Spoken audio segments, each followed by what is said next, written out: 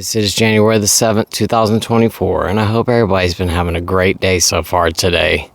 I am back outside, and in yesterday's video, I did like 10 different takes when I was filming that, and I don't think in the last take that I actually posted that I actually brought up the fact that it was raining outside yesterday and the wind was blowing like crazy.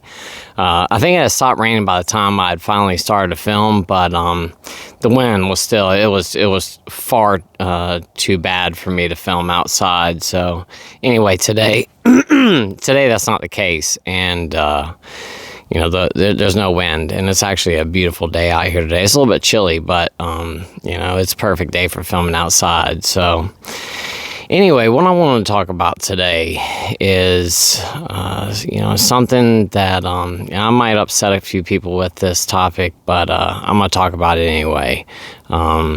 Because I'm sure that there's probably quite a few people who are using this substance as a means to stop drinking. And the reason I want to talk about this today is because I want to try to deter as many people away from this as I can to not start using this as a substitute for alcohol. And, I just think it's a really bad idea to fool around with it. And what I want to talk about today is Kratom. Or referred to as Kratom. But here in the United States, pretty much everybody refers to it as Kratom. But like I said, I think the actual pronunciation of it is Kratom. Kratom is a plant that's native to Southeast Asia, and it is a member of the coffee family. It grows like it's a tree basically, but they farm it over there, and there's a bunch of different places that they farm it, especially now since it's gained so much popularity. And I do think that Kratom has its uses, or Kratom. I think that there are things that people can use it for, that can be successful. And one of those things I think that people can use it for, and still I don't think it's a great idea to do so, but because I think you're just changing one addiction for another. But a lot of people will use Kratom as a means to get off of opiates or opioids, pain medications, anything that hits the opiate receptor in our brain. People will use Kratom as a means to get off of those. And, it's one of those things, if you're using Kratom as a way to get off of like opiates or opioids, if you're using it responsibly and, tapering down as you use it, I could see a use for that.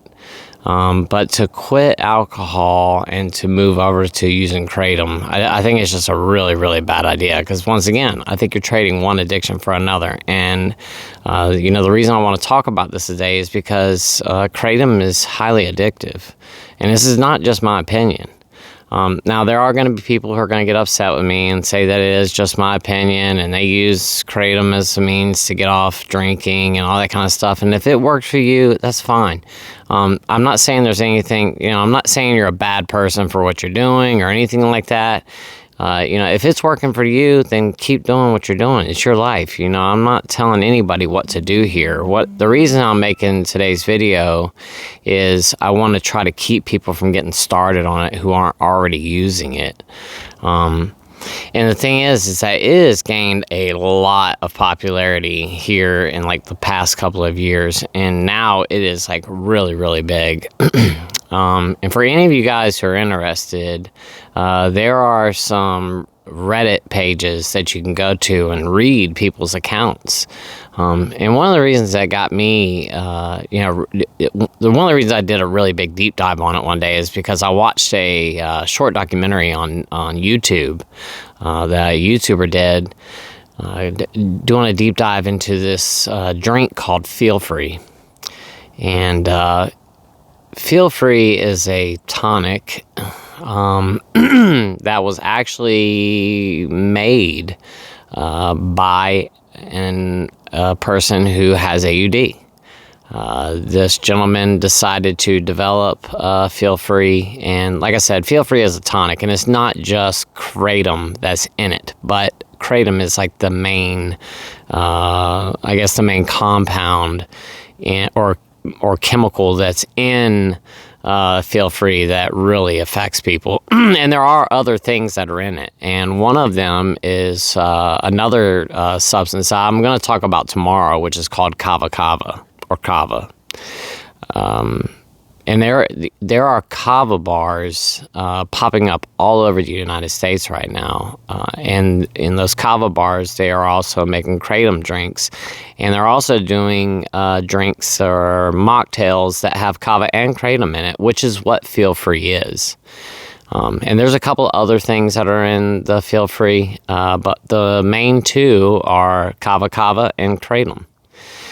And the only reason I'm talking about Feel Free today is because, like I said, I watched a documentary on YouTube of a gentleman that did a deep dive into it and was talking about how all these people have become addicted to Feel Free. And what they've become really addicted to is the kratom that's in it.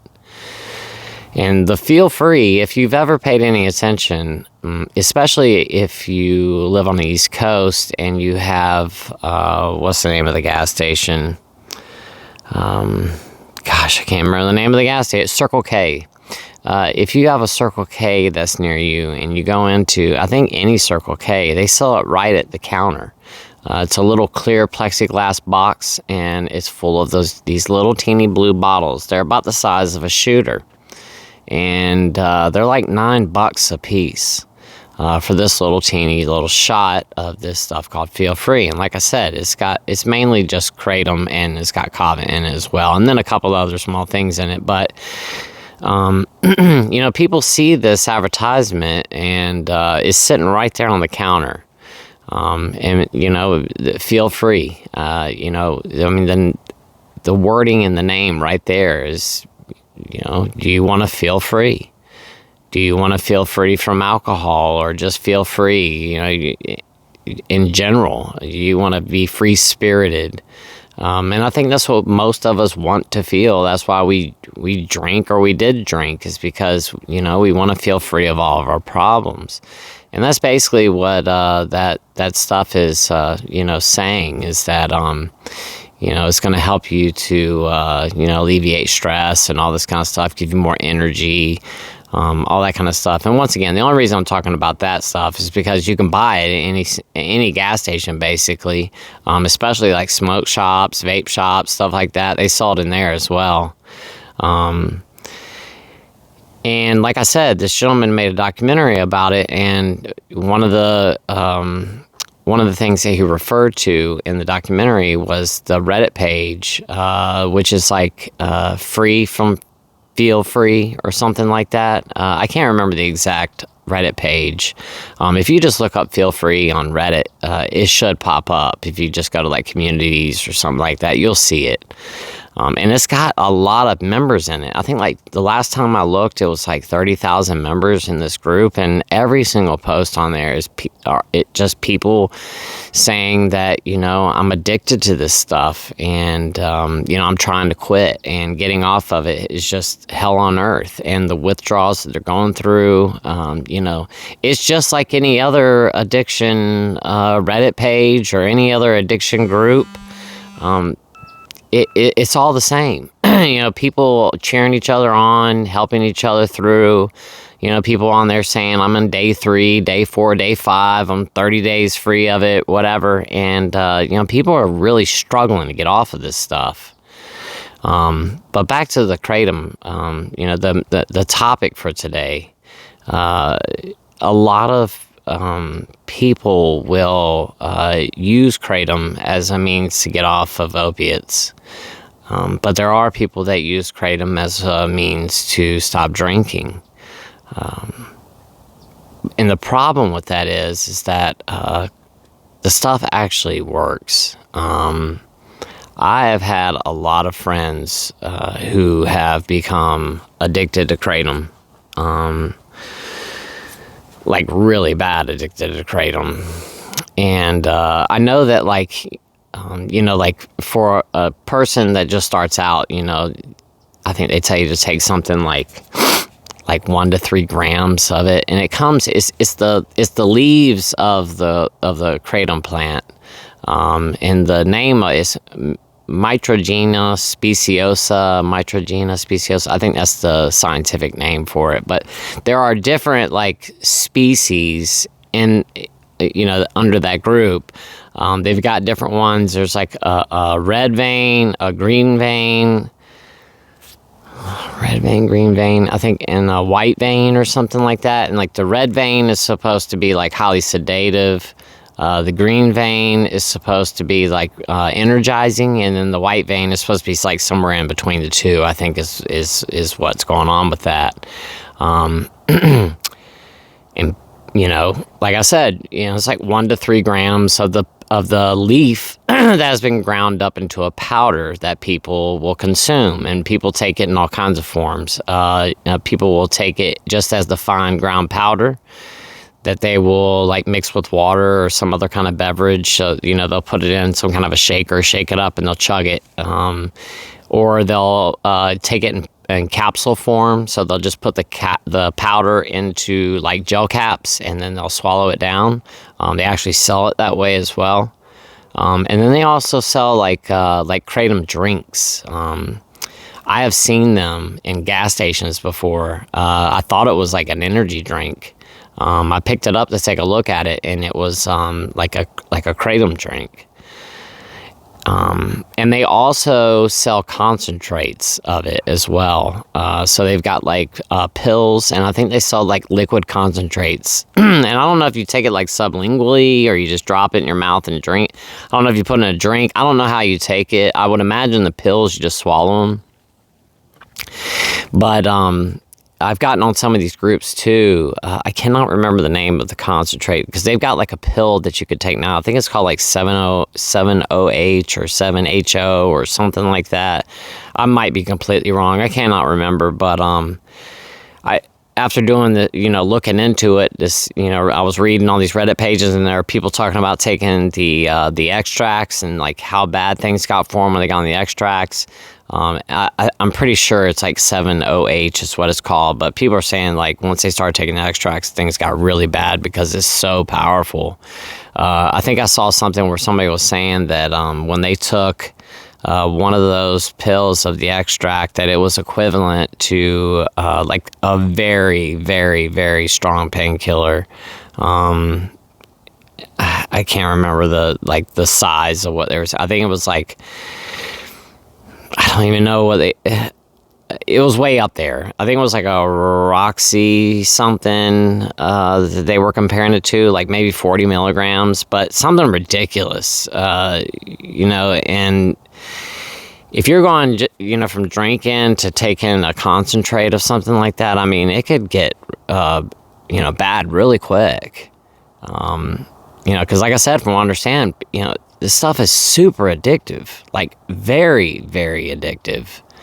And people will start taking it, and they'll take it, a couple grams, and then it'll make them feel great.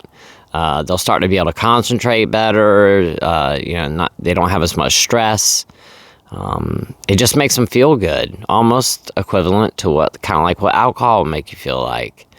And they'll do it, and it makes them feel good, and they don't take any more that day or whatever. But it's just like anything else, you build a tolerance. I'm sorry, guys, my glucose monitor is going crazy right now because my blood sugar is so low. But you start to build a tolerance to stuff really quick, from what I understand. And, when you start out maybe 2-3 grams, and before you know it, you're taking like, 12, 15 grams at a time. And then, people will start taking it all day long. They're just constantly taking kratom. I don't know so much about the concentrates, but I do know for a fact, because I've had friends that took the powder, and it was like every hour or so they were mixing it up, shaking it, and drinking it. And the stuff looks disgusting. It almost kind of looks like matcha, it's like a fine green powder, and it doesn't mix with water very well. It's like clunky and just gross. I've seen people take it and they would drink it and immediately throw up. As soon as they drank it, they swallow it down and then turn around and just puke. I'm like, I don't understand the point of that, but, they told me it just tastes disgusting and all this kind of stuff. But, back to what I was saying again, this substance works on the opiate receptors, and I'm not making this video today to try to get people to start taking this. It's not why I'm making this video. So please don't take what I'm saying today as, me like trying to introduce some substance to the community. What I'm trying to do is I'm trying to deter people from taking this stuff. Because you might walk into a gas station, and like I said, education is power. It's the key to this. Because if you don't know what it is, you walk into a gas station, you see these little blue bottles of this stuff, and it says, feel free, do you want to feel great today, blah, blah, blah, blah, blah, whatever the advertising on the outside of the box says. I don't know, but I've seen it in the gas station before. But somebody might see that and go, what is this? And, the gas station clerk goes, oh, that's this stuff. We sell it all the time. It makes people feel good. It's plant-based. It's all natural, and blah, blah, blah, blah. And, somebody picks it up thinking that it's an innocent, natural herbal drink. And before you know it, 6 months has passed by, $5,000 later, and now you have a serious kratom addiction. You might not be drinking anymore, but now you've just swapped the alcohol for the kratom. And the stuff is not cheap. It's like super expensive. One of those bottles, and I know I keep going back to that stuff, but it's like, it's in every gas station almost. It's like $9 for a bottle of it, and it's supposed to be 2 servings per bottle. I've read so many things of people talking about that they, first couple times they split it into 2 doses, but then they quickly moved to just chugging the whole bottle. And before they knew it, they were drinking 5-6 bottles a day. I mean, think about that. $9 a bottle, times 5. I mean, it's $45, $50 a day. If you add the tax and everything, you're probably talking more like $55, $60 a day for another addiction. And now you've traded alcohol for something that's even more expensive. And then you're just caught right back in that cycle again. The handcuffs are placed back on you, and then you're just chasing that around all the time. And from what I understand, the withdrawals are horrible. Like really, really, really bad. Like make you physically ill bad. Just like alcohol, just like taking opiates or any of that kind of stuff, you get very sick when you stop. And it gets to the point where people...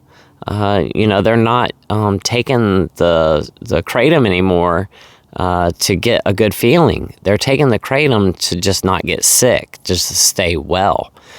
So it gets to that point, just like alcohol. We get to the point where we're drinking so much that, we wake up in the morning to drink just to feel okay again. The same thing with this substance. People will start... just taking it because the withdrawals are so bad. They want to stop, but the withdrawals get so bad that they can't. And like I said, all they're trying to do is just stay well. Do you want to end up back like that again? Have you ever had an addiction to opiates or opioids before in your life? If you haven't, I wouldn't go fooling around with that stuff. I just wouldn't. It's for understanding, it does give you euphoria when you take it. And, once again, you get that euphoria a couple of times, you're going to be chasing that all the time. I mean, you're going to be right back to chasing the dragon, and it's just going to be another substance, and you're going to waste all your money on it. Your families, they might not notice right away. They're eventually going to find it. They're going to notice. They're going to see you carrying the stuff around with you everywhere you go. They're going to start to find, the telltale signs that you're doing something. You're going to be hiding, going to the bathroom. They're going to hear you in there shaking this stuff up. I mean, why trade alcohol for another substance like that? It's just not worth it. So, the point of today's video is that kratom is not something that you want to switch alcohol over and start taking. I know that the withdrawals can be difficult when you first stop drinking. They can be, or they will be. as a matter of fact. And depending on how long you drank, how much you drank, all that stuff, it's going to really, that's going to dictate what your withdrawals are like, and and your body makeup. It really just depends. But the withdrawals only last but for so long. The physical withdrawals last for a certain amount of time, and it's not that terribly long. I've heard of people having physical withdrawals for a month before. But at the same time, let's say you're on, week 2 and you're still having withdrawals right now. At some point here in the near future, they're going to go away. And then it's just going to be the mental aspect of it. You're going to be fighting the mental withdrawal, the mental addiction to alcohol. And the further out you get, the easier it's going to get. So if you're 2 weeks, 30 days, 6 months, whatever it is, and you're still thinking about it all the time, it's on your mind, every time you go somewhere, you think about drinking and stuff like that. I know that that's not fun, and I know it can be difficult to deal with, but moving over to a substance like that, and going, well, I just need something just to help me feel a little bit looser when I go out or something.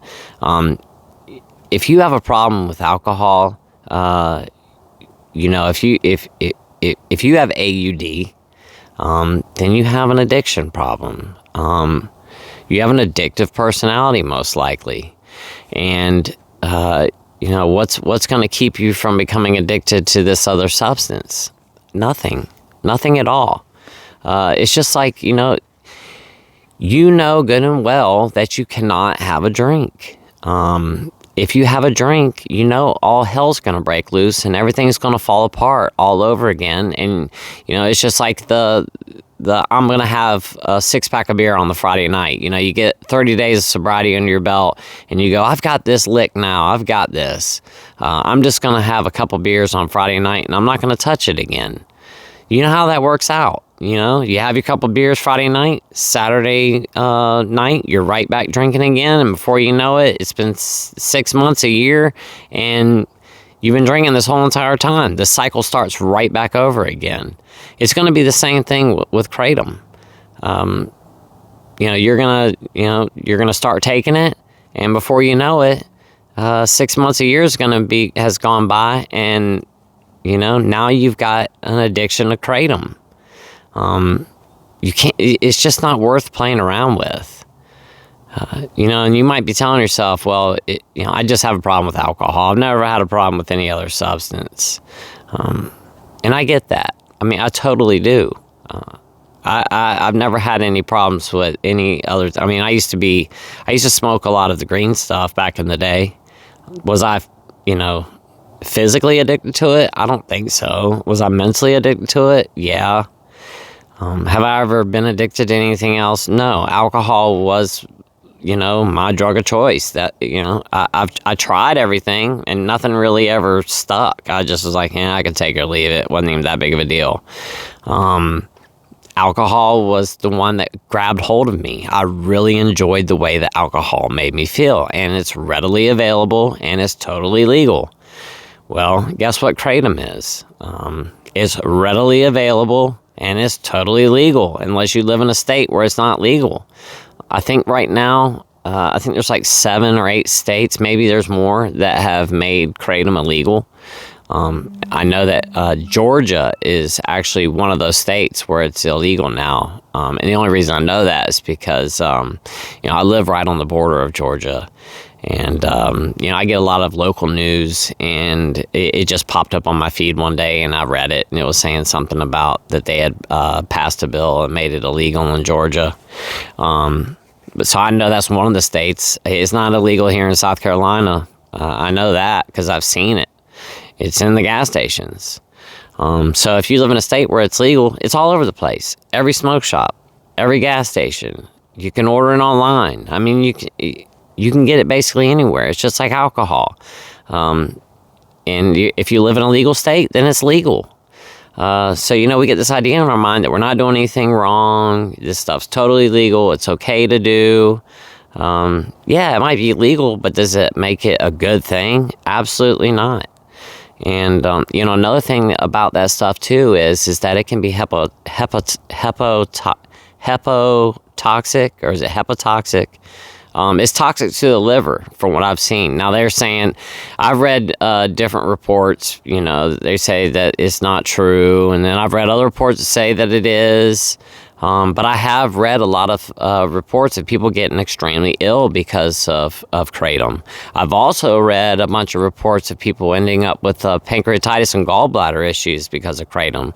And these people were saying that, I don't use anything else. Kratom was the only thing that I used, and I ended up with pancreatitis. Or Kratom was the only substance that I used, and I ended up with an enlarged gallbladder that had to be removed. I've also read of people ending up with liver disease, cirrhosis, because of Kratom. And they say this is the only thing I've been taking is Kratom, and then I ended up getting sick. There's just a lot of contradicting, evidence one way or the other. But at the end of the day, there is one thing that, that has been proven, is that it is addictive. There's a scientist that's basically dedicated his life to studying Kratom. And he's straight up said the stuff's addictive. Now that he's working on using some of those compounds or chemicals that are in the Kratom plant to try to utilize them for medicine. And that's basically what he's studying it for. But there's another scientist that works for the company Feel Free. And she's the one that basically came up with the blend and the proprietary blend that they mix up for their drinks. And she's still working on different recipes and different things. I'm sure she's working on extractions and all this kind of stuff. And one of the things I saw too that company does is they ferment the Kratom, and I guess some way or another it makes the extraction process. They might get more out of it or something like that. I think they're the only people who do that. So maybe in that process, maybe they're able to, like I said, maybe get more out of it or something. I really don't know. I'm not a chemist or anything like that, so I wouldn't know. But like I said, I do know the stuff is addictive, and there's just no point in swapping an addiction to alcohol or something else for an addiction to Kratom. And like I said, there's just not enough evidence out there yet to prove either way if the stuff is dangerous or not. Do you want to be the guinea pig and find out that it actually really is while you're laying in a hospital bed with liver failure because you decided to take this stuff? Or your pancreas is completely shot, or your stomach is wrecked because of it. Not just that, it works just like an opiate does. And that, when you take opiates like that, it causes constipation. It slows everything down in your body. And, now you're going to be constipated all the time. It just leads to a lot of problems. And why would you want to do that? So, like I said, it is a plant and it is natural.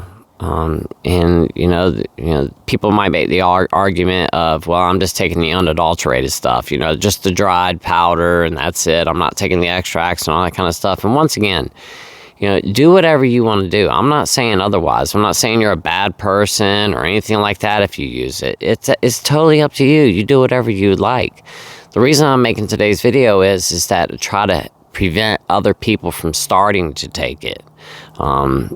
People who have never had it before, people who have never even seen it or heard of it before. That's why I want to talk about this today, to educate. I don't want somebody to walk into a gas station, see it, pick it up, and go, I'm just going to give this a shot. And they literally take a shot of it, and then next thing you know, they're at the gas station every single day buying 2 or 3 bottles of it. And they think that it's totally innocent and okay, and there's nothing wrong with it. And next thing you know, they're addicted. I just want to keep people from going down that path. And, like I said, this is a free world. You're free to make your own decisions, do whatever you want. I'm not saying either way. I'm not saying don't do it or anything like that. I'm saying I wouldn't if I were you. But once again, it's your decision to do whatever you would like. I just wanted to make this video today to help try to educate, so that people don't accidentally try something and then end up with an addiction to it.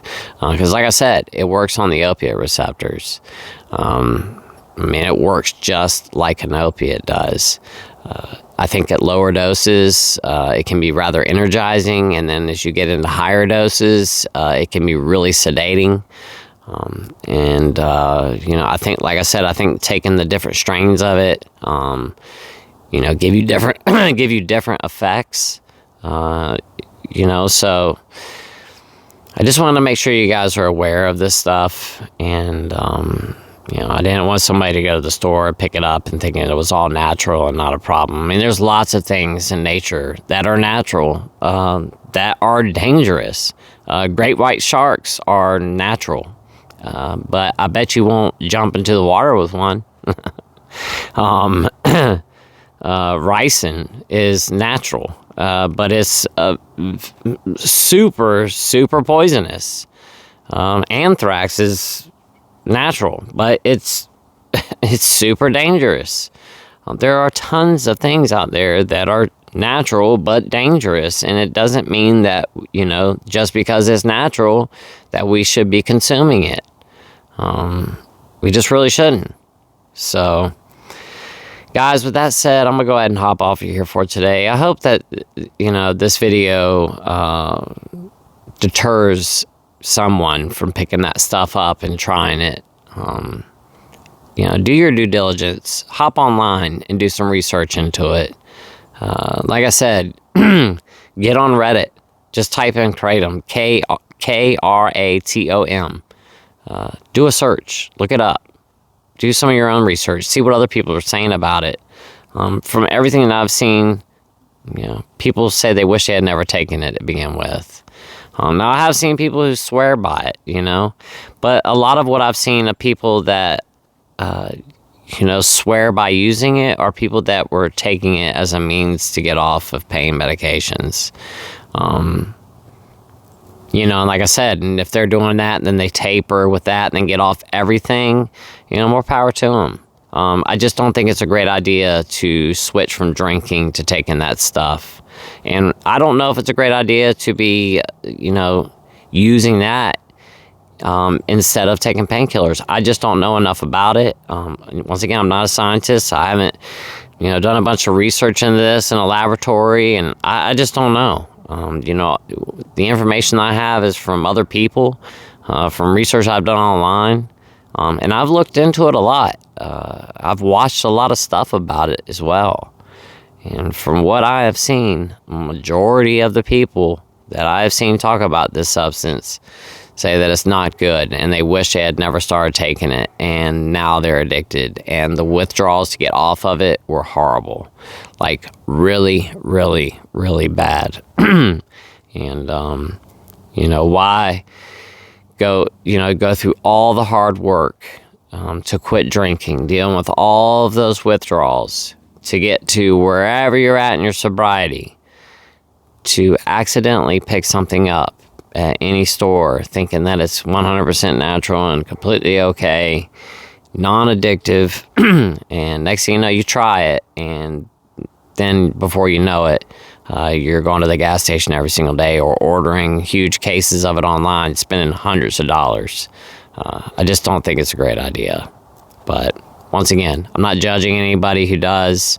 I just wanted to make an educational video today to try to sway people away from picking it up and making that decision. Because, like I said, if you've got any sobriety on your belt, you've dealt with all those withdrawals, why go through it all over again to get off of some other substance? It's just not worth it. So, with that said, guys, I'm going to go ahead and hop off of here for today. Let me know in the comments if you've ever tried Kratom. Did you use Kratom as a way to quit drinking? How did that work out for you? Were you able to stop taking it? Did you use Kratom as a supplement for alcohol? And, you know, were you able to stop taking the Kratom, or are you still taking the Kratom? Let me know what your experience has been with it in the comment section, please. I would love to hear back from you guys. And once again, please don't take this video as I'm saying that anybody that takes it is a bad person, or I'm judging anybody who takes it. Like I said, more or less, this video was made to try to keep people from picking it up and taking it who have never tried it before, and they don't know what it is. I just wanted to make sure people are educated on what the substance is. Like I said, it works on the opiate receptors. They say that it's a partial opiate agonist, but you take enough of it and it really bonds to those opiate receptors. And, you know, like I said, I just don't think it's a great idea to try it. So let me know in the comments what your experience has been with it, or you know somebody who's had experience with it. I've had a lot of friends of mine who have taken it. I watched them take it. I would watch them take it multiple times a day, over and over and over and over again. I've got a friend of mine right now who works with a guy who takes the stuff. And he said that he finds spoons in the trash can every single day with green powder on them. He said he thinks the guy's like scooping it out of the pack and like putting it in his mouth like the green powder and just swallowing it down. Ugh, I don't know how in the world he's doing that, but that's what he said he thinks the guy's doing. And he's taking it while he's at work. So anyway, guys, I'm already at 36 minutes. I need to go ahead and get off of here for today. Like I said, I'm going to talk about kava tomorrow, or kava, which is the other component that's in that drink. But there's a lot of people who take that as well. They substitute that for their alcohol. And it's become a big thing in the United States, people taking this stuff. There's kava bars popping up all over the place. And like I said as well, not only are they making kava drinks, but they're mixing the kava with the Kratom. And it's a big deal right now. It is all over the place. If you look up like non-alcoholic drinks or something on YouTube, there's another guy who made a video that's gone, I don't know if it's gone viral per se, but it's got a lot of views. And he's doing like reviews on all these different non-alcoholic substitute drinks, and one of them was a kava drink. And the guy said, I could drink this. The only problem is that the kava has been shown to cause liver damage, and like really bad. And a bunch of people have gotten it because of it. And there's people arguing back and forth about that too, which I'll discuss tomorrow.